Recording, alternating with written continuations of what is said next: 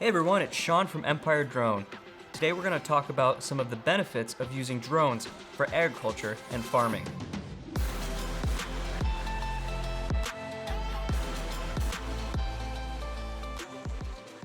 Drones are reshaping pretty much every industry, and agriculture is no exception.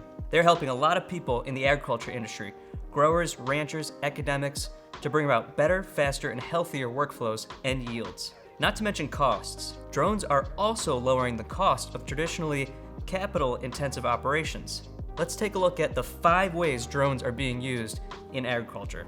The first use case is scouting, specifically scouting through map making. Drones, even some consumer-grade models, are able to make incredibly detailed maps of growing fields using a process called photogrammetry. By flying an automated grid, the drone captures regular photos of the field below. Through software like Pix4D or Drone Deploy, these photos are stitched together to create something called an orthomosaic. This orthomosaic is an accurate representation of the ground below.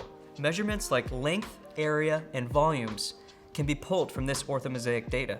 Not to mention, areas of crop damage, irrigation issues, and more can quickly be identified by creating an instant Google map of this nature. Growers can also incorporate more advanced sensors, such as multispectral or thermal sensors, for more advanced data acquisition. Some, like the MicaSense Ultim, also have a thermal sensor for an even deeper look at field health, like water drainage issues and more. This data can be used to identify specific areas of the field in need for targeted spraying. The second use case is aerial spraying by drone. Spraying drones have come a long way, and the latest iteration by DJI, the Agras T20, is an amazing machine. I won't talk too much about the T20 here. Check out our other video on the T20 for more info on this drone. Spraying drones are used to apply herbicide, pesticides, and other liquid applications directly to the field. The great thing is that many spraying drones can be flown fully autonomously. These drones are intelligent enough to know when to return for a fresh battery or more liquid payload. In autonomous flight mode, drones like the T20 are able to cover just under 30 acres per hour with its 21-foot spray width. And as mentioned in the previous section, when coupled with plant health maps, operators of drone sprayers can precisely target only areas of the field in need. This reduces material waste, time, and environmental runoff. This is precision agriculture at its finest. Our third use case uses the same spraying drone, but for spreading. Drones like the DJI Agras T20 are able to quickly convert from spraying mode to spreading mode.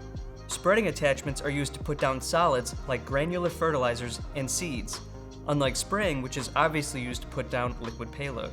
These spraying drones are able to dispense up to 33 pounds a minute of granular product. A great use case of spreading drones is for putting down cover crop. Cover crop, like clover, reduces the amount of soil loss due to erosion, and over time actually increases your organic matter content, which leads to greater improvements in soil structure, stability, and increased moisture and nutrient holding capacity. Cover crop can also help with weed mitigation, where the cover crop quickly grows and chokes out possible weed seed emergence ahead of the planting and growing season. So you can see there's a lot of benefits to putting down cover crop in your field. One of the major issues with traditional cover crop application is the compaction of the field using tractors and heavy equipment. The beauty of drones is that they fly over the field, spreading cover crop any time of the year, without compacting or negatively affecting your soil. In our tests with the Agras T20, we were able to put down about 15 acres an hour of clover in a wheat field at 10 pounds an acre. If you were to fly multiple drones at the same time from one controller, which you're able to do with the T20, you can actually fly up to 3 at a time from one controller, you can expect to cover up to 45 acres an hour. We see a very bright future when it comes to drones and cover crop application. The fourth category, and a very interesting one, is livestock management.